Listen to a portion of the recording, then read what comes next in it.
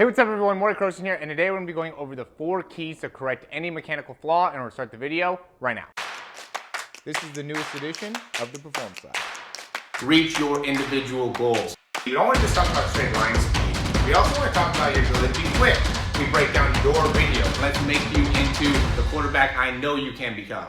Alright, so I started off making this video really tailored more towards throwing and quarterbacks, and then as I was going through it, I just realized this is really how you can correct any type of mechanical flaw. There's 4 main things, and as you guys know, I'm all about being able to understand the mechanics and how those apply to our actual performance. So what we want to first do when we're looking and trying to correct anything, again, from a quarterback, pitcher, sprinter, jumping mechanics, squat mechanics, deadlift mechanics, anything that you want to make a change in. And some of these you can go through obviously faster than others, but first we want to identify, right? And when it comes to more high performance type of movements, sprinting, throwing, things that are going to take a lot of precision in terms of understanding what are going to be the differences between what it is that you're doing in comparison to what it is that you want to be doing in order to achieve maximum results, we have to be able to use a high frame rate camera, something that's going to really slow down the movement in a way that we could really connect with it and understand it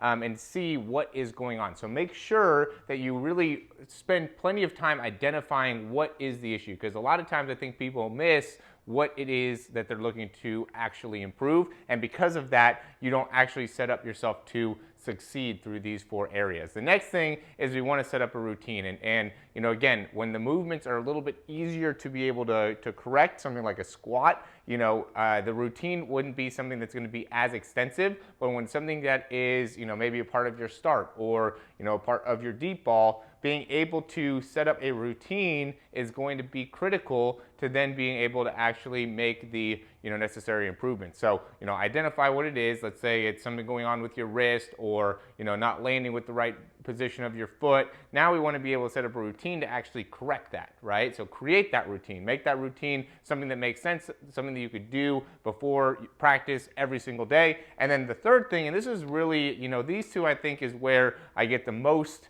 issues, right? Where people have I think the hardest trouble is creating a routine and then executing that actual routine, right? Because now just being able to really take that ownership and the accountability to be able to show up for yourself and for your actual mechanics is something that takes a lot of discipline, right? It's really easy to show up and sprint as fast as you can or throw the ball as far as you can, but it takes a lot more to set up a routine, right, that you'll do before you do that, and then execute that routine every single time you go to the track or every single time you go to the field, and make it so it's something that is actually going to set you up to improve. And so really being able to connect with your goals and your why and what it is that you're trying to accomplish by running faster, throwing the ball further, playing quarterback, playing basketball, whatever your sport is, being able to really connect to the why behind what you're doing is going to be a critical part of being able to actually do these things and really executing, right? Because if your goals are big enough, now executing is easy. But if you don't have big enough goals, if you don't know exactly why you're showing up and doing all this, then it's a lot harder to be motivated to do these types of things, really doing the little things, right? When it comes to building championship teams, making it so you yourself becomes the most successful that you possibly can, is about being able to look at the little things and making the small adjustments that give you big results, not about making big time changes really quickly, okay? It's about looking at some of the small parts.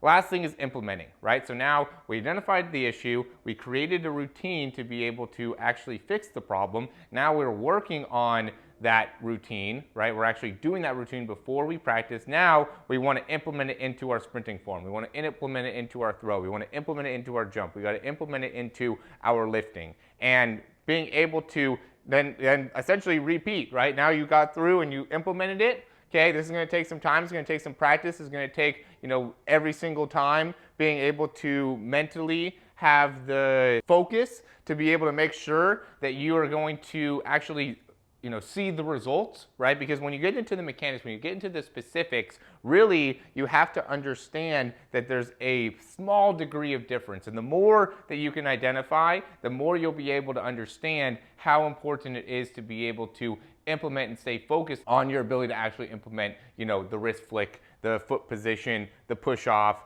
the hip and shoulder disassociation, the positioning through the spine, and that applies to a lot of different movements. And so you got to be able to make sure you're implementing what it is that you first identified, and then once you start to be able to make that into a unconscious, achievable thing, right? You don't have to think about doing it. You can now just do it without even really being conscious of it. Now you can identify the next thing and work through that routine. So really setting you guys up for success here and being able to understand how you can make mechanical changes, I think will really give you a clear understanding of why being able to get breakdowns and join a program and having some degree of accountability would be important. And again, it's not about my program. It's just being able to set yourself up to have success, right? The easier that you make it for yourself to be able to succeed, the better the chances that you actually will. But if you have way too many things going on within the life that are potentially areas that you can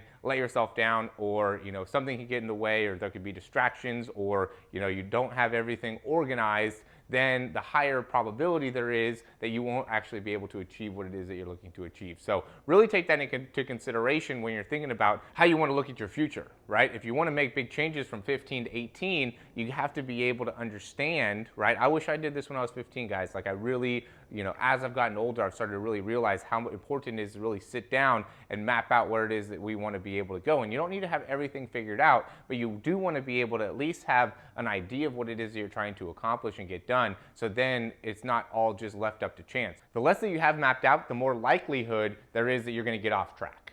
Okay, so that ends up being the main point. I do have programs, things that will be able to help you out down below, breakdowns, programs, things that you can commit to make sure that you're able to have a pathway to actually get the results that you're wanting to get to. And I have customized programming. I really want to make it so I can help as many athletes as I can being able to achieve their goals. And that's why I want to be able to make something like this, so then you can connect to it, understand it, and implement it into your life. Thanks for watching. Talk to you soon. Hey, if you liked the video, click the thumbs up, subscribe.